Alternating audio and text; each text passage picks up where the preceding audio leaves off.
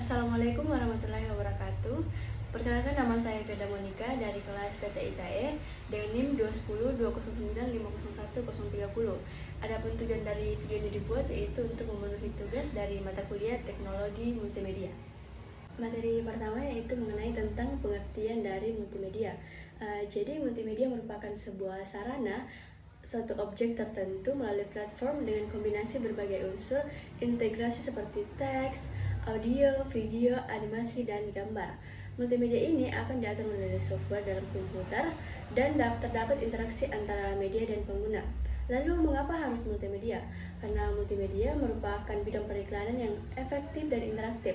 Lalu dalam bidang pendidikan juga menyampaikan bahan pengajaran secara interaktif dan dapat mempermudah pembelajaran karena didukung oleh berbagai aspek seperti suara, video, animasi, teks, dan grafik.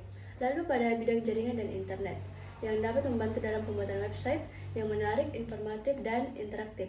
Dan menurut riset Computer Technology Research atau CTR, orang mampu mengingat 20% dari yang dilihat, orang mampu mengingat 30% dari yang didengar, dan orang mampu mengingat 50% dari yang didengar dan dilihat, dan orang mampu mengingat 70% dari didengar, dilihat, dan dilakukan. Lalu adapun materi selanjutnya yaitu mengenai tentang teks. Terlebih dahulu kita ketahui dulu apa itu definisi dari teks. Jadi teks adalah simbol atau rangkaian simbol yang digunakan untuk menyampaikan pesan tertulis, dan teks dapat ditulis dalam berbagai bahasa dan digunakan untuk berbagai tujuan seperti untuk memberikan informasi, menghibur, maupun memotivasi. Lalu adapun jenis teks, yang pertama yaitu plain text atau unformatted text. Contoh plain text adalah pada saat kita mengetik dengan menggunakan notepad dengan format TXT. Lalu ada format text atau rich text format, serangkaian karakter format yang telah didefinisikan. Contoh dari rich text adalah pada saat kita mengetik dengan menggunakan WordPad dengan format yaitu RTF. Dan yang terakhir yaitu ada hypertext. Hypertext adalah sebuah teks yang memiliki fasilitas link yaitu HTML. Hypertext Markup Language atau XML yaitu Extensive Markable Language. Lalu pada materi gambar dan grafik, gambar atau image adalah sebuah representasi visual dari suatu objek atau konsep yang dapat dilihat oleh mata manusia. Dan biasanya gambar atau image ini terdiri dari kumpulan pixel atau titik-titik yang membentuk suatu bentuk, warna, dan tekstur yang dapat dikenali oleh manusia. Sedangkan grafik adalah sebuah bentuk visual yang digunakan untuk mempresentasikan data dan informasi dalam bentuk yang mudah dipahami dan dianalisis. Grafik sering digunakan dalam sistem multimedia untuk memberikan presentasi yang lebih menarik dan mudah dipahami. Lalu, adapun prinsip dasar dari desain grafis, yang pertama yaitu tentang kesederhanaan atau simplicity. Desain grafis harus sederhana dan mudah dipahami agar pesan yang ingin disampaikan mudah dipahami oleh target audience. Lalu ada balance atau keseimbangan. Desain grafis harus memiliki keseimbangan antara elemen-elemen visual yang ada di dalamnya, baik itu penempatan warna, ukuran, bentuk, dan sebagainya. Lalu ada proporsi atau proportion. Proporsi harus diperhatikan dalam desain grafis agar tidak terlihat tidak seimbang ataupun terlalu penuh. Dan ada hierarki visual, yaitu hierarki visual dapat membantu pengguna dalam membaca dan memahami pesan yang ingin disampaikan dalam desain grafis. Lalu ada keterbacaan atau readability. Desain grafis harus mudah dibaca dan dipahami agar pesan yang ingin disampaikan dapat disampaikan dengan baik. Lalu ada unity atau kesatuan. Nah, dalam desain grafis harus memiliki satu kesatuan visual dan kesesuaian dengan tema atau tujuan yang ingin dicapai. Materi berikutnya yaitu tentang audio. Adapun dari definisi dari audio yaitu audio merupakan suara dalam bentuk komunikasi yang menggunakan gelombang suara untuk menyampaikan pesan atau informasi. Audio sering digunakan dalam multimedia untuk memberikan pengalaman yang lebih lengkap dan realistis. Gelombang suara analog tidak dapat langsung direpresentasikan pada komputer.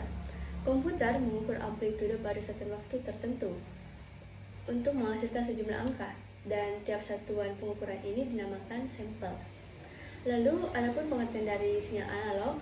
Sinyal analog pada suara adalah sinyal yang berupa gelombang suara dengan bentuk yang kontinu, artinya yaitu berubah. Dan sinyal analog pada suara dapat diterjemahkan menjadi gelombang elektromagnetik yang dapat diproses oleh perangkat elektronik, seperti mikrofon atau perekam suara. Sinyal analog pada suara memiliki beberapa karakteristik seperti amplitudo, frekuensi, dan fase. Lalu adapun pengertian dari sinyal digital. Sinyal digital pada suara adalah sinyal yang dikodekan menjadi angka-angka digital yang merepresentasikan suara dalam bentuk diskrit. Nah, sinyal digital pada suara memiliki keuntungan dalam hal kualitas dan kestabilan sinyal dibandingkan dengan sinyal analog pada suara. Dalam sistem multimedia, sinyal digital pada suara sering digunakan dalam berbagai format audio seperti MP3, WAV, atau FLAC. Dan adapun jenis-jenis suara berdasarkan frekuensi. Yang pertama ada infrasonik dengan rentang frekuensi 0 Hz sampai 20 Hz. Lalu ada audiosonik dari 20 Hz sampai 20.000 Hz. Lalu ada ultrasonik dari 20.000 Hz sampai 1 GHz. Dan ada hypersonik dari 1 GHz sampai 10 THz. Dan materi yang terakhir mengenai tentang video. Jadi video adalah sebuah teknologi pengiriman sinyal elektronik dari suatu gambar bergerak. Video berkaitan dengan penglihatan dan pendengaran. Video analog adalah format video yang merekam gambar dan suara dalam bentuk sinyal elektronik analog yang diubah menjadi suatu gelombang oleh alat perekam seperti kamera video atau pemutar VHS. Dan video digital adalah format video yang merekam gambar dan suara dalam bentuk sinyal digital yang diubah menjadi kode binar oleh perangkat perekam digital seperti kamera digital maupun perekam video. Selanjutnya itu ada jenis-jenis video. Jenis video terbagi dari dua, yaitu analog video, tersusun dari gelombang tersambung yang bervariasi. Dengan kata lain, nilai sinyal akan memiliki angka yang beragam, tapi terbatas pada batas maksimum dan minimum yang diizinkan. Lalu ada digital video yang ditransmisikan hanya berupa titik presisi yang dipilih pada interval dalam kurva.